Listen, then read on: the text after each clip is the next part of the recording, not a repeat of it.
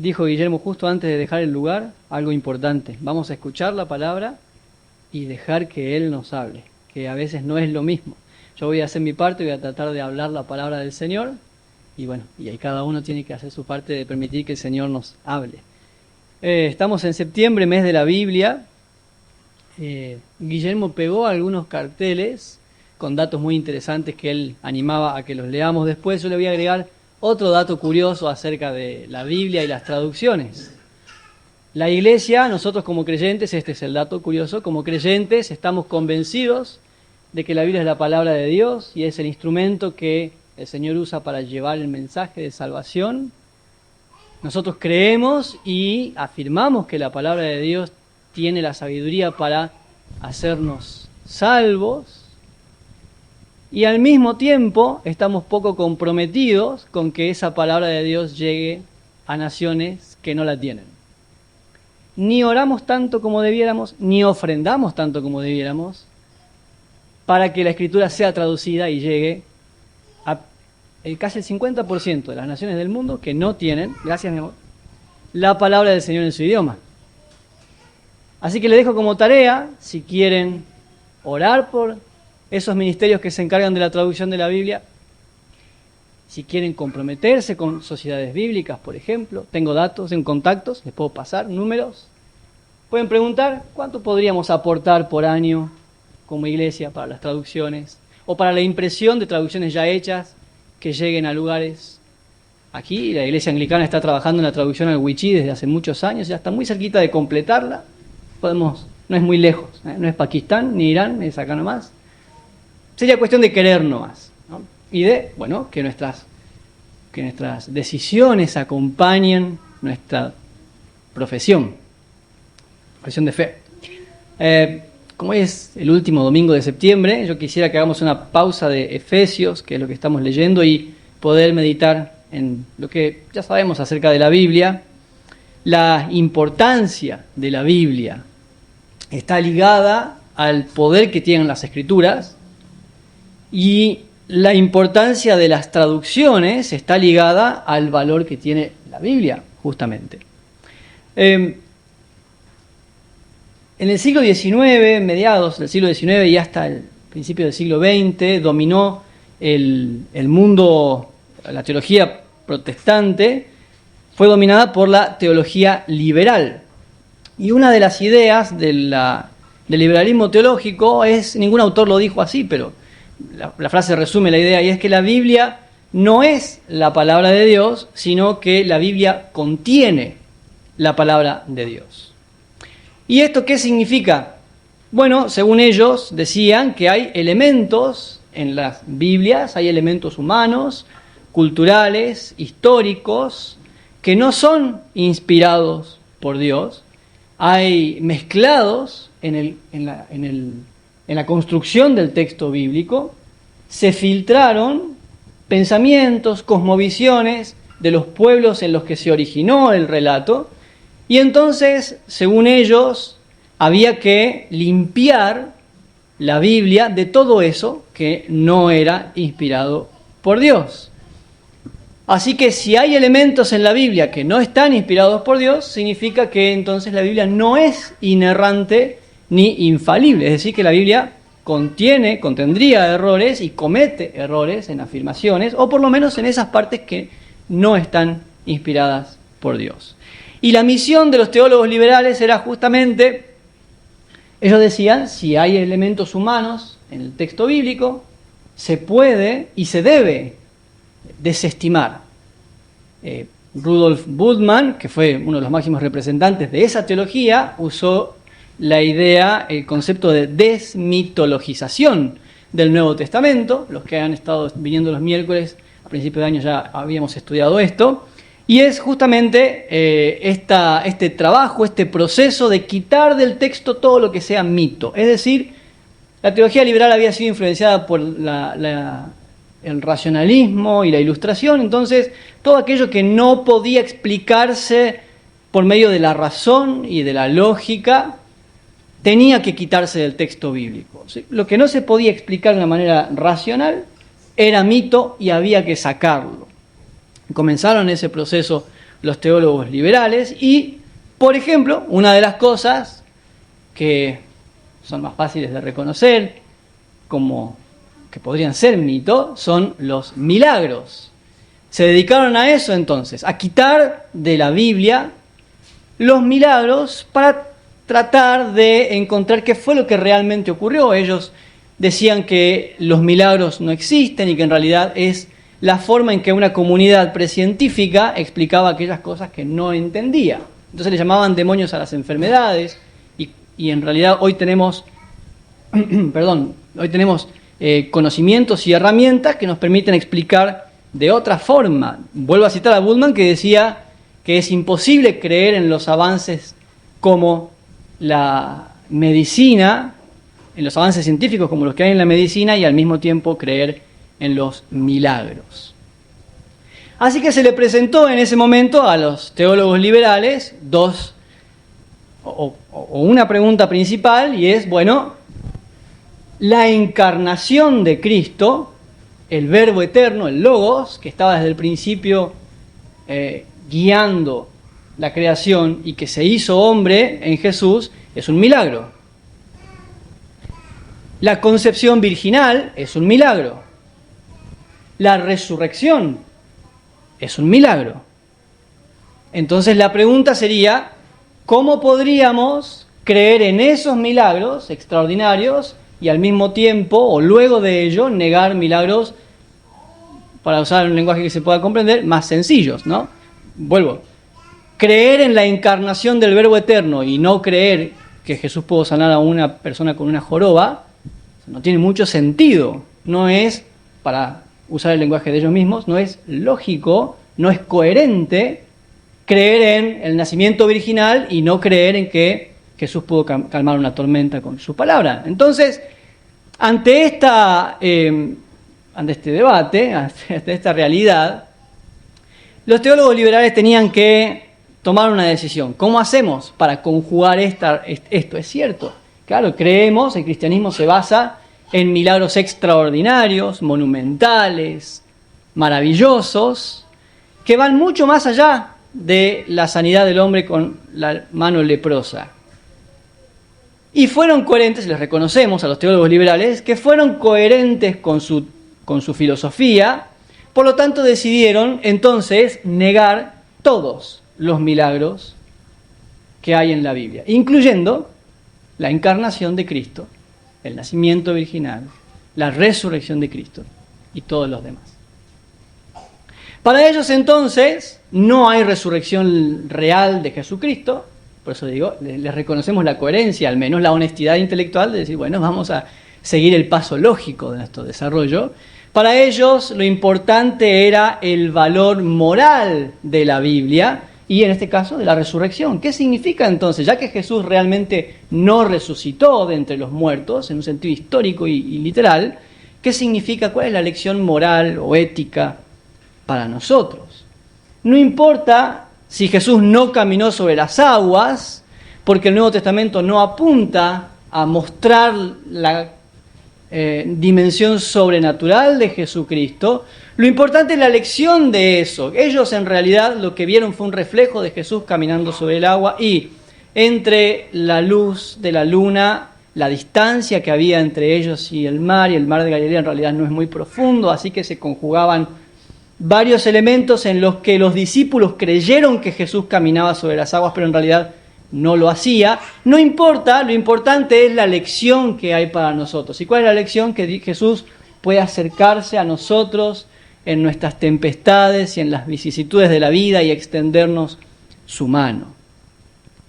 No hubo tal cosa como multiplicación de panes y peces. Lo que ocurrió es que la generosidad del niño que llevó esos alimentos motivó también la generosidad de los 5.000 que estaban allí y en realidad eso fue lo que ocurrió. Por lo tanto, de nuevo, no es importante el poder sobrenatural de Jesucristo para hacer un milagro, sino la lección, y es que nuestra generosidad puede movilizar el accionar colectivo y satisfacer las necesidades de la comunidad.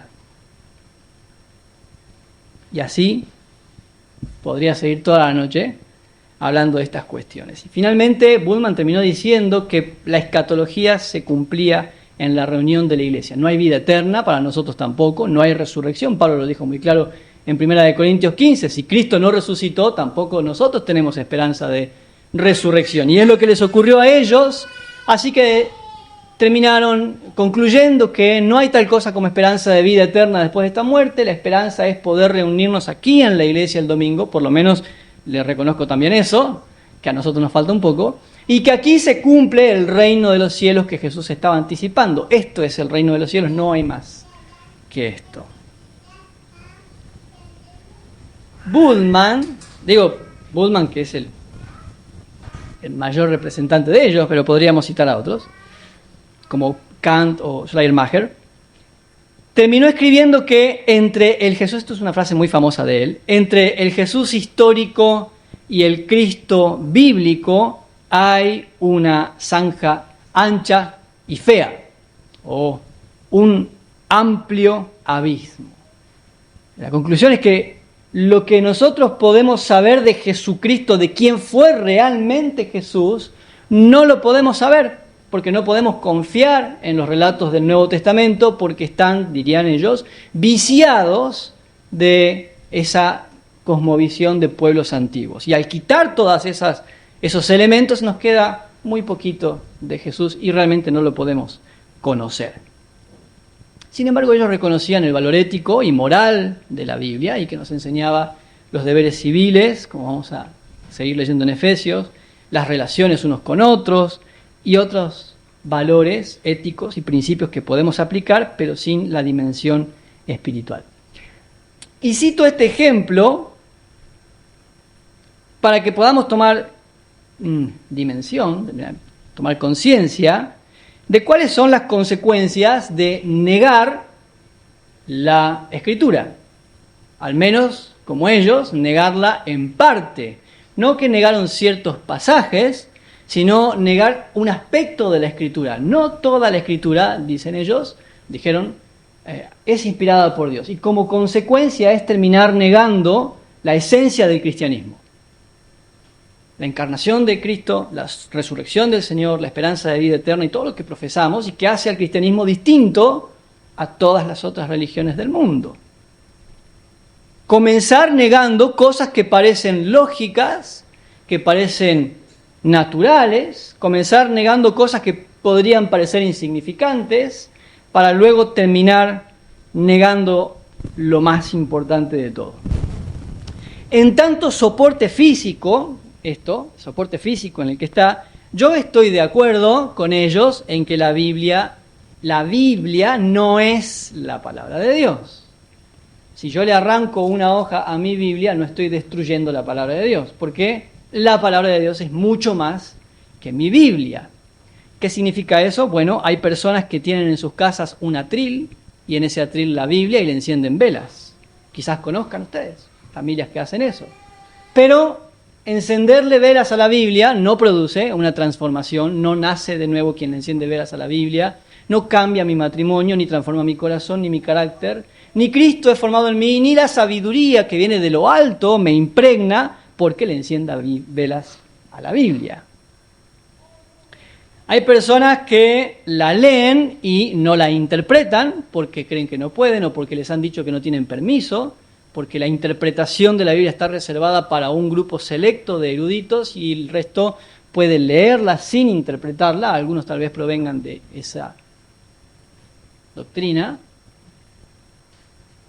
Y ocurre lo mismo, solo leer la Biblia y no interpretarla tampoco produce una transformación en mi vida. Conocíamos una persona que nos contaba que a ella le gustaba leer la Biblia porque era un libro de mucha sabiduría, que le interesaba mucho lo que la Biblia decía, pero no creía que fuera la palabra de Dios, así que no se sentaba a interpretarla para sí misma. Pero le gustaba mucho leerla, le daba paz antes de dormir.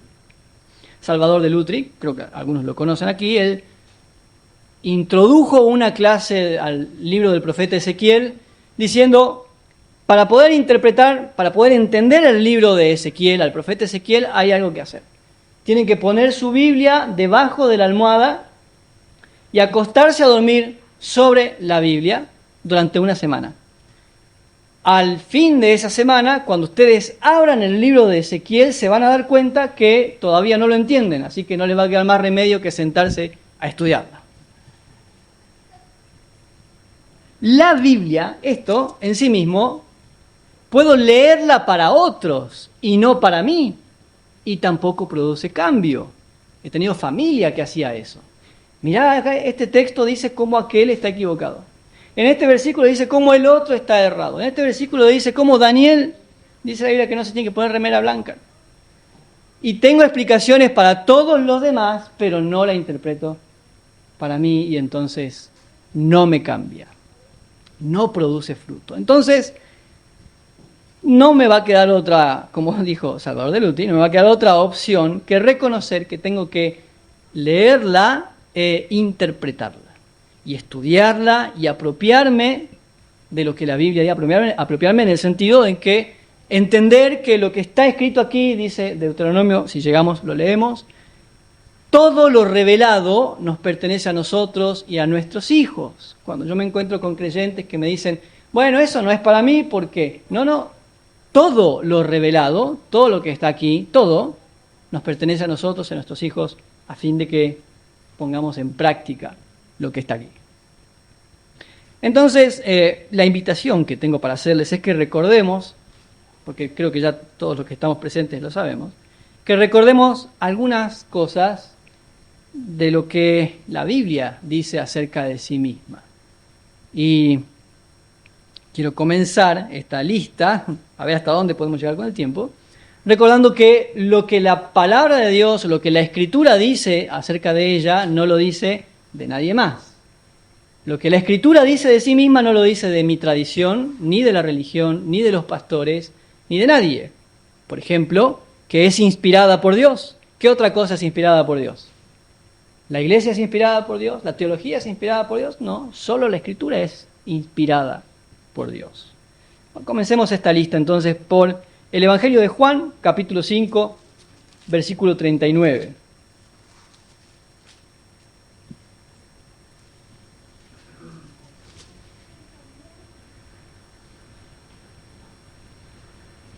Versículo 37, también el Padre que me envió ha dado testimonio de mí, son las palabras de Jesús.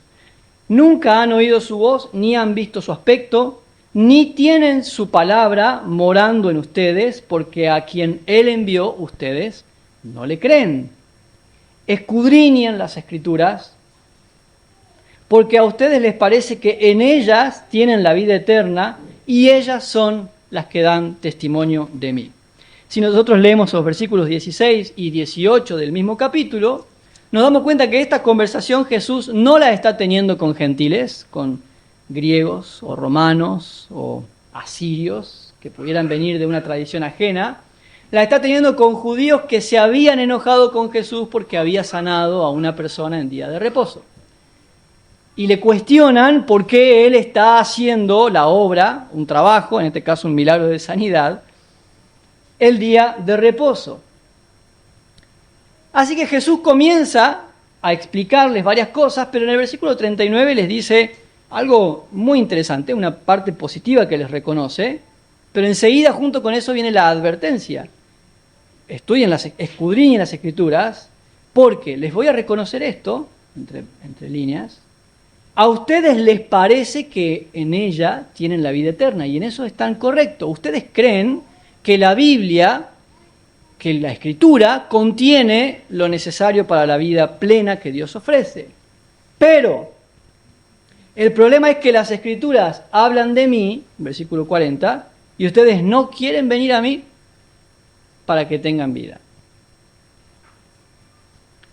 La ecuación es la siguiente: ustedes creen que las Escrituras tienen el mensaje para la salvación. Las Escrituras hablan de mí, pero a ustedes no les gusta el camino que las Escrituras indican. Crees que la Escritura tiene la respuesta, pero la respuesta que te da no es la que querés escuchar. Escudriñen las Escrituras si en verdad les parece, si de verdad creen, si en serio tienen esta convicción de que las Escrituras está la vida eterna, escudriñenlas. ¿Pero qué es escudriñar? Nosotros generalmente usamos este texto, sobre todo en clases de exégesis o hermenéutica, para citar la importancia de estudiarla. Guillermo decía, hoy en día tenemos recursos que antes no, entonces podemos acudir a comentarios bíblicos y demás, eso está muy bien. Pero escudriñar las Escrituras es, además de eso, además de leerla y de interpretarla, es dejar que la Biblia, que la Escritura, me diga lo que dice y no lo que yo quiero que diga o lo que me gustaría que diga. Esta semana conversábamos con alguien de una regla fundamental del exégesis, es que la interpretación más simple ha de preferirse sobre la interpretación más compleja. A veces leemos textos donde lo que dice la Biblia es bastante claro, pero como no me gusta, digo, ¿qué habrá querido decir el Señor? A ver si podemos encontrarle que en realidad esta parte, la palabra, es lo que dice. El problema no está en lo que diga, sino en que no me gusta, y entonces tendré que evaluar por qué no me gusta lo que la palabra me está diciendo. Era el problema que tenían los judíos contemporáneos de Jesús. Lo que la Escritura decía del Mesías, y lo hemos charlado también con ustedes, leemos profetas como Isaías, y hablan del siervo sufriente, y es muy claro Isaías al hablar de ese siervo sufriente. ¿Por qué no pudieron verlo?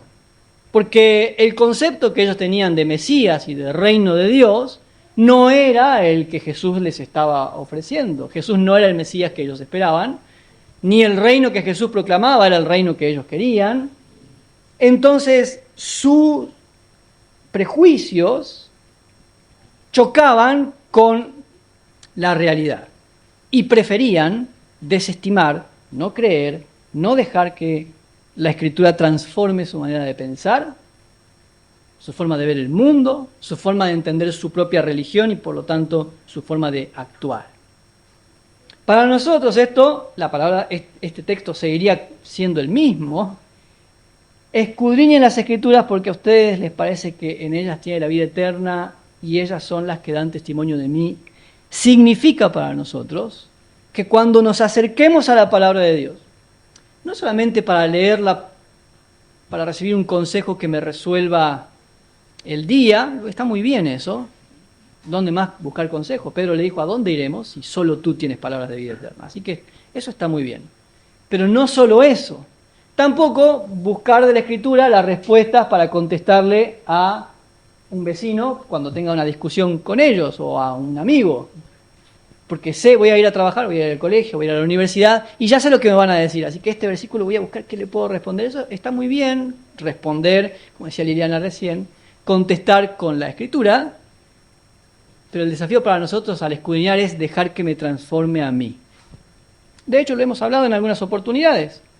A veces nuestros vecinos no prestan atención a lo que decimos porque nuestra doctrina es prolija, pero nuestra vida no respalda la prolijidad doctrinal con la que hablamos. Porque miran por arriba de mi hombro y dicen, no veo en tu vida eso de lo que me estás hablando. Tiene que transformarme a mí. Y eso significa que me tendrá que confrontar con mi pecado y llevarme al Señor, en una oración que hacía Guillermo también, para que Él me transforme a la imagen de Jesucristo, que es la meta para la cual hemos sido llamados. ¿Qué más nos dice la palabra acerca de sí misma? Segunda de Timoteo 3:16. Por supuesto vamos a leer desde el versículo 14. Pero persiste tú en lo que has aprendido y te persuadiste, sabiendo de quién has aprendido, y que desde la niñez has sabido las sagradas Escrituras, las cuales te pueden hacer sabio para la salvación por fe que es en Cristo Jesús. Toda la Escritura es exhalada de Dios, ese es el significado de la palabra, y útil para enseñar, para redarguir, para corregir, para instruir en justicia, a fin de que el hombre de Dios sea perfecto, teleios, maduro, completo, enteramente preparado para toda buena obra. Toda la Escritura es inspirada por Dios. Tal vez nosotros no digamos como los liberales que hay partes de la Escritura que sí son inspiradas y otras que no, Pero es posible que lo creamos y es posible que esa sea la forma en la que leemos la Biblia. Cuando nos encontramos con cosas que decimos, eso fue para otro tiempo, otra época, otra realidad. Y en mi corazón, en la práctica, lo que estoy diciendo es que eso no es para mí. Pero si toda la Escritura es inspirada por Dios, entonces todo lo que leo de ella, en teoría, debería ser para mí. Esa es la actitud al menos con la que yo debería acercarme a la palabra del Señor. Si toda la Escritura es inspirada por Dios, entonces la leo como cuando tengo que estudiar para un parcial o un final y no como cuando voy al supermercado. ¿Cuál es la diferencia? ¿Cómo leen ustedes las góndolas cuando van al supermercado? Bueno, no sé cómo hacen ustedes, en lo general nosotros vamos con el changuito, vamos mirando, ¿qué hay? ¿Qué falta? Y harina, mirá, hay una oferta, 2 por 1 de Nestum para la bebé. Llevemos, bueno, si vemos algo interesante, lo aprovechamos. A veces leemos la Biblia así. La leo y si encuentro algo interesante, lo aprovecho. Pero cuando estudiamos para un parcial o para un final, no leemos así. Bueno, algunos sí, así les va, pero en teoría, ¿cómo leemos? No me molestes, desconecto Wi-Fi, dejo el teléfono en otro lado, avísame solamente cuando esté la comida, y si es posible, pasame la comida por abajo de la puerta, no me distraigas porque estoy estudiando y no quiero que se me pierda nada porque todo es importante. Y así es como, ¿o no? No, bueno, y así es como debería leer la Biblia si es que realmente creo que toda la Escritura es inspirada por Dios. Les dije que la frase se traduce mejor como exhalada de Dios, la palabra es tepneustos en griego, y es eso, es el aliento de Dios. ¿Sabían que la Biblia comparte con Dios la naturaleza? La Biblia tiene una naturaleza, no la Biblia impresa, ¿no? La Escritura tiene una naturaleza divina y eterna porque Dios es divino y eterno. Y eso es maravilloso, por eso decimos que lo que la Biblia dice de sí misma no lo dice de ninguna otra cosa, porque cuando Dios exhaló su palabra, no es solo que habló y dijo algunos consejos interesantes, por eso lo que sigue es que toda la Escritura está exhalada de Dios y por lo tanto se tradujo es útil. Una palabra que nosotros la solemos usar como útil, me ayuda pero no lo necesito. Una licuadora es útil. Me facilita algunas cosas, pero yo puedo hacer jugo y licuados sin licuadora. Usamos el tenedor o otra cosa, ¿no? Entonces por ahí leemos este pasaje y pensamos que se refiere. Es útil, pero no es necesaria. Es útil para educar a mis hijos, pero no es necesario.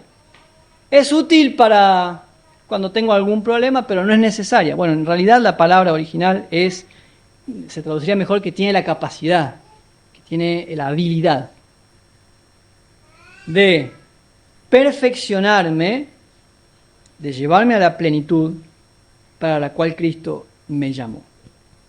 Es útil, es capaz, tiene la habilidad de redarguir, corregir, instruir en justicia. Justicia es, el dikaios, es la imagen de Cristo, es el crecer en aquello que Cristo es. La Escritura es inspirada de Dios, exhalada de Dios, con la habilidad de llevarme a vivir como Cristo vivió. Ayer les preguntábamos a los chicos, ¿qué significa vivir plenamente la fe? ¿Qué significa vivir plenamente mi fe?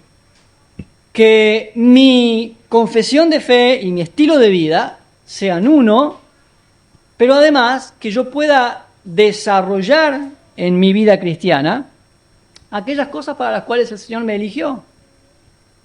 Yo he pasado un buen tiempo profesando mi fe en Cristo sin desarrollar las cosas para las cuales el Señor me eligió. De hecho, hace 25 años, si ustedes me preguntaban, ¿para qué vivís? Yo no sabía. Habiendo nacido y crecido en una familia cristiana. Mis 17 años, mis 18. Me preguntaba, ¿cuál es el propósito de Dios para tu vida? ¿Para qué vivís? Yo no sabía responder. Y es muy triste, lo dijo Nati la vez pasada en una reunión de jóvenes, te cito porque es un ejemplo.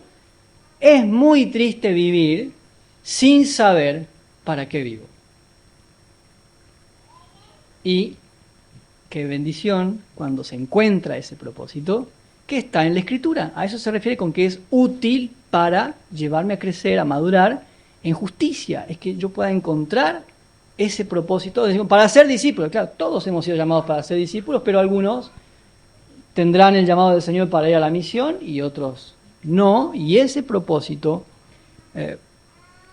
algunos creyentes tal vez partan de esta tierra sin haberlo descubierto, no porque no crean en Jesús, sino simplemente porque no se lo han preguntado, no se han dedicado a escudriñar la Escritura y saber cuál es el propósito de Dios específico para su vida. En 2 Corintios 3, 14, 17,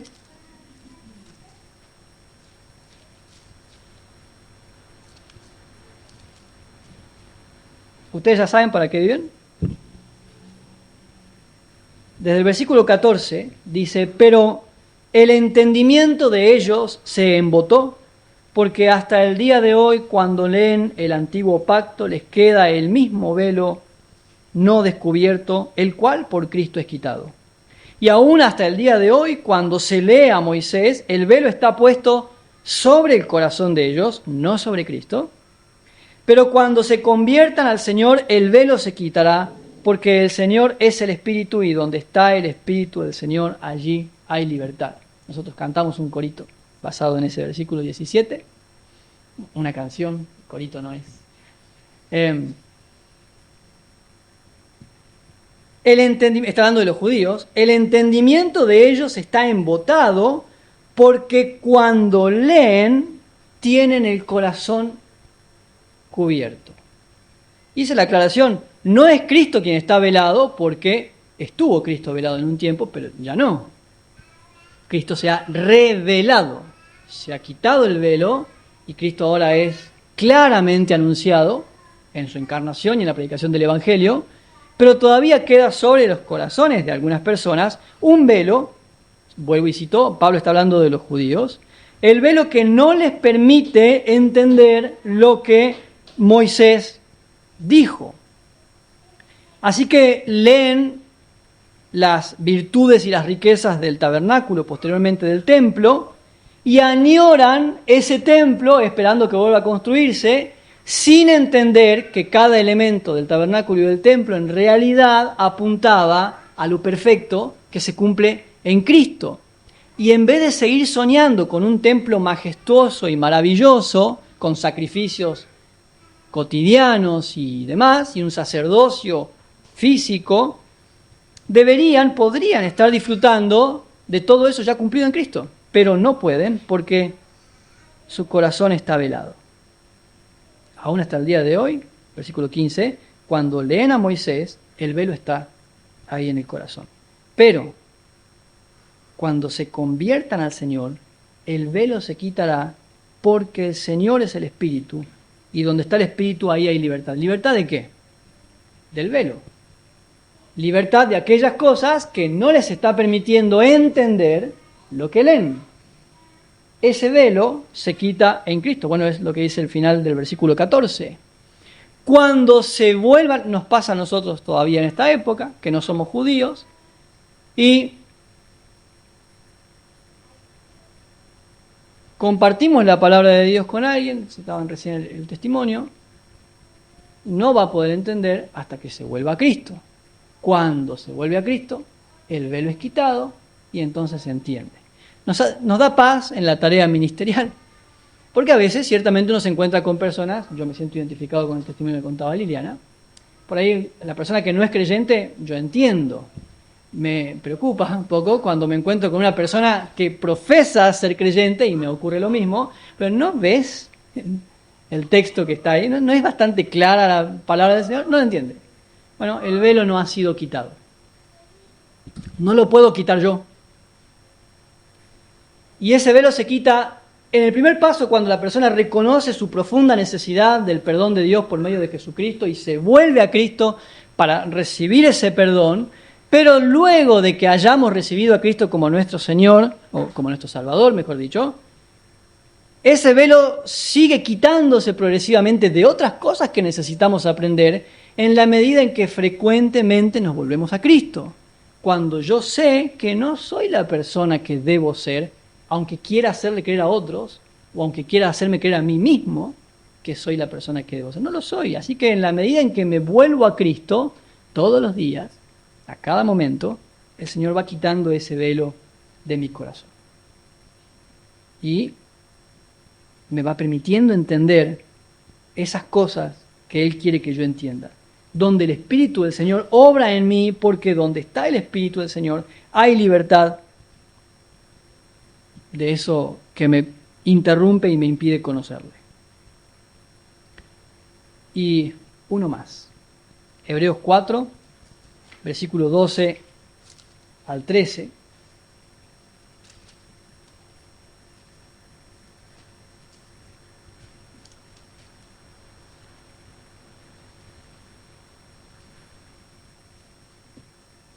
Porque la palabra de Dios es viva y eficaz, y más cortante que toda espada de dos filos, y penetra hasta partir el alma y el espíritu, las coyunturas y los tuétanos, y discierne los pensamientos y las intenciones del corazón, y no hay cosa creada que no sea manifiesta en su presencia. Antes bien, todas las cosas están desnudas y abiertas a los ojos de aquel a quien tenemos que dar cuenta. La palabra de Dios es viva, eficaz, y cuando cita esa espada de dos filos, los lectores hebreos de aquella época lo han tenido muy presente, pueden haberse imaginado, tal vez, la espada el pilum romano, la espada que usaba el ejército romano, que justamente aventajaba a otros ejércitos en que generalmente las espadas de la época tenían filo solo de un lado, el pilum romano lo tenía de los dos, por lo que penetraba más fácil y causaba más daño también. De hecho, cortaba cuando entraba y cuando salía. La palabra de Dios es viva y eficaz y más cortante que toda espada de dos filos. Por eso es incómoda. La canción que cantamos en la escuelita bíblica tiene la parte de la espada. Es espada de dos filos. Es incómoda porque penetra hasta el alma y el espíritu y discierne, me parte, me abre y discierne mis pensamientos y las intenciones de mi corazón. Yo no sé qué es lo que ustedes piensan, no puedo saberlo, no tengo esa capacidad. Algunos dicen que la tienen, pero yo sospecharía. Yo no sé lo que ustedes piensan, pero la palabra de Dios sí saca a luz lo que ustedes piensan, o lo que yo pienso también. Ustedes no saben lo que yo pienso, no saben cuáles son mis intenciones, y decimos, Dios conoce, bueno, y Dios saca a luz, es lo que leímos en el versículo 13, Dios saca a luz nuestros pensamientos y nuestras intenciones por medio de su palabra. Por eso la misma palabra de Dios nos insta a juzgar, a hacerlo bien, no por lo que veo, sino juzgar con justo juicio, dijo Jesús, o el apóstol Pablo a los Corintios cuando le dice, ustedes tienen la mente de Cristo, entonces juzguen bien, no por la apariencia, sino por lo que la Escritura discierne. Porque de la abundancia del corazón habla la boca, así que la Escritura me ayuda a discernir por qué esas conversaciones, por qué la abundancia de ciertos chistes, algo no está bien ahí. ¿Por qué las opiniones van siempre hacia el mismo lugar? O, como hablamos alguna vez, ¿por qué las bromas van siempre en la misma dirección? ¿Qué está ocurriendo en el corazón? La Escritura penetra, parte, discierne, y dice el versículo 13, lo charlamos con alguien la semana, no hay nada, ninguna cosa que no sea manifiesta en su presencia. Ya habíamos dicho esto cuando leímos el texto de Efesios. La exposición de la palabra es como encender una luz en un cuarto y se ven todas las cosas. De hecho, Jesús, hablando de la Escritura, dijo, nadie enciende una lámpara y la pone debajo de una cama. Son Marcos capítulo 4, si no me equivoco, no lo tengo en el bosquejo. E incluso también la parábola del sembrador, que la podríamos haber leído hoy. Esta es la realidad con la que te vas a encontrar. Vos desparramá la semilla y dale tiempo. ¿Y cuál es el verdadero? Te vas a dar cuenta, porque la semilla es buena y no falla, y la semilla te va a demostrar quién es quién. Algunos rechazan. Algunos parece que sí, pero no. Algunos lo abrazaron al Evangelio, al mensaje, pero vino el problema, vino la dificultad, cuesta mucho y mejor preservo mi vida. La Escritura revela el corazón. No es una parábola que hable acerca de la responsabilidad del corazón, porque en realidad nosotros no somos capaces de modificar nuestro corazón para la recepción de la Escritura. La parábola Jesús se la contó a sus discípulos para advertirles esto justamente. Te vas a encontrar con todo tipo de terrenos y ahí vas a saber cuál es el corazón de cada quien. Antes bien, todas las cosas están desnudas y abiertas a los ojos de aquel a quien tenemos que dar cuenta. Y la palabra del Señor, la Escritura, discierne, saca esos pensamientos a la luz. La palabra de Dios nos llama, vamos a dejar ciertos pasajes, podríamos estar mucho tiempo leyendo esto, pero la palabra del Señor nos llama, por ejemplo, en Deuteronomio capítulo 6, entre otros, a tomar un compromiso con Dios mismo. Y por la propia Escritura sabemos que un compromiso con Dios es un compromiso también con la palabra de Dios. Eso es a lo que la Biblia nos alienta todo el tiempo. Seguir a Jesús es un compromiso de caminar en las palabras de Jesús, en sus enseñanzas. La gran comisión, que es hacer discípulos, tiene como instrumento enseñar todas las cosas que Él nos ha mandado. Y el discípulo anhela vivir en eso que Jesús ha mandado. Y el discípulo de Cristo, quien quiere ser discípulo de Cristo, está deseoso de ajustar su vida a esos criterios que Cristo dejó en su Escritura, en su palabra. El ser discípulo de Jesús no es solamente, ustedes ya lo saben a esto, pero lo recordamos, no es solamente saber cosas de Jesús o cantar canciones a Jesús. Ser discípulos de Jesús es vivir la vida que Jesús vivió, por supuesto dentro de nuestras posibilidades, en aquello que progresivamente el Señor va haciendo con nosotros. Y ese compromiso es el que asumimos cuando le decimos, sí Señor, acá estoy, yo quiero obedecerte, quiero responder a tu llamado, quiero andar en tu palabra. De otra manera, querer vivir en las enseñanzas de la palabra, sin estar rendido a Jesús, se convierte en una pesada carga para llevar. Tratar de cumplir con los cánones de la ética cristiana, quiero vivir cristianamente sin Jesús, es una carga muy pesada. Nadie puede vivir esa vida sin la fuerza, la gracia, la misericordia y el poder del Espíritu que llega a nosotros por medio de Jesucristo el Señor. Entonces, en esta noche, y ya terminando septiembre,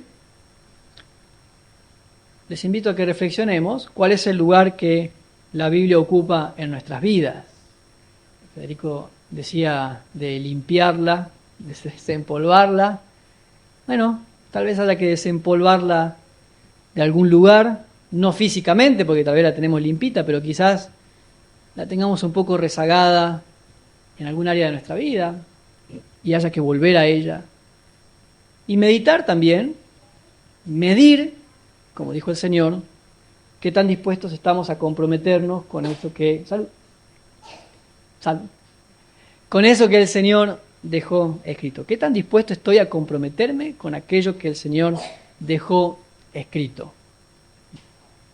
Los invito a que podamos orar. Señor, te doy gracias en esta noche preciosa por tu iglesia, por aquellos no solamente que están acá, sino por tu iglesia reunida en la ciudad de Posadas, en Argentina y en el mundo, y por la palabra que nos has dado, tu palabra, tu escritura que ha sido dada a tu iglesia como fundamento y como regla de fe y práctica.